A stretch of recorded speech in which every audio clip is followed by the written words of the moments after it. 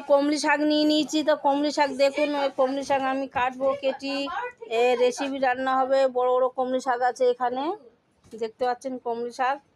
তো কমলি শাকের রেসিপি হবে আজকে রান্না।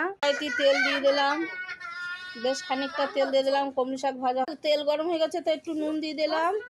হাই বন্ধুরা, তো আমি রান্নার রেসিপি তুলছি আজকের। কমলি শাক পুকুরের জলের থেকে তুলে নিয়ে আসলাম, তোলানোর ছিন তো দেখাচ্ছি না, তো রান্নার ছিনটা ছেড়ে দিচ্ছি, তো আপনারা ভিডিও দেখে নেবেন। তো আমি কড়াইতে তেল গরম করার জন্য দিয়ে দিয়েছি। তো এবার তেল গরম হলে আমি ফোড়নটা ঢেলে দেবো, তারপর পেঁয়াজ রসুনের ফোড়ন দিয়ে শাকটা ভেজে নেবো। চলুন সাথে রেসিপিটা দেখবেন আপনারা। হাই বন্ধুরা, এখানে 5-6টা শুকনো লঙ্কা নিয়েছি, কালো জিরে নিয়ে নিয়েছি, পাঁচফোড়ন নিয়েছি, মৌরি নিয়েছি, সাদা জিরে নিয়েছি। এগুলো সব তেলের মধ্যে ফোড়ন দিয়ে দেবো, নাড়াচাড়া করে নিলাম। পেঁয়াজ রসুন তেলের মধ্যে দিয়ে দিলাম, রসুন চুড়নি দিয়ে দিলাম, চাড়া করে নেবো। পেঁয়াজ রসুন চুড়নি অনেকটাই দিলাম, কাঁচা লঙ্কা দিয়ে দিলাম তেলের মধ্যে। এটা একটু ভালো করে নাড়াচাড়া করে নেবো। লাল হয়ে গেছে, আমি এবার শাকটা ঢেলে দেবো। আমার সব কিছু লাল হয়ে গেছে, শাক কেটে নিয়েছি আমি। এর মধ্যে চিনি ফেলে দেবো। তো এই পেঁয়াজের মধ্যে দিয়ে আমি একটু নাড়াচাড়া করে নিচ্ছি, এইটাকে মিলিয়ে নিচ্ছি।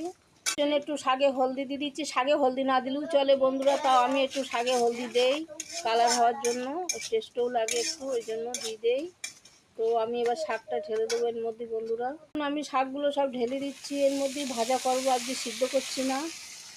তো নাড়াচাড়া করে নিচ্ছি একটু।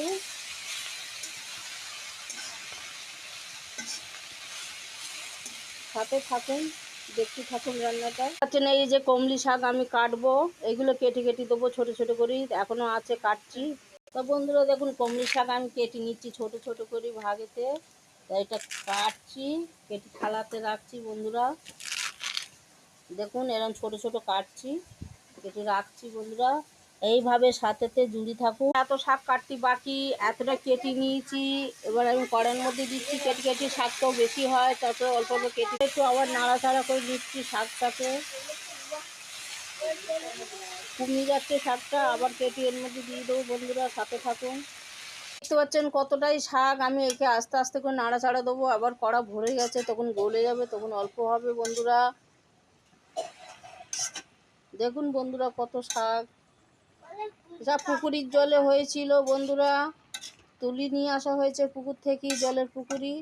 তো আপনারা সাথে থাকুন দেখতে। পটল আলুর তরকারি আমি এখানে রেসিপি রান্না করেছি, এটা রান্না কমপ্লিট হয়ে গেছে। আপনারা দেখতে পাচ্ছেন গাঢ় গাঢ় ঝোল এই বাটির মধ্যে আমি রেখে নিয়েছি, এই যে হয়ে গেছে। আমি পটল আলুর ঝোল কষা কষা। দেখুন ভাত হয়ে গেছে আমার।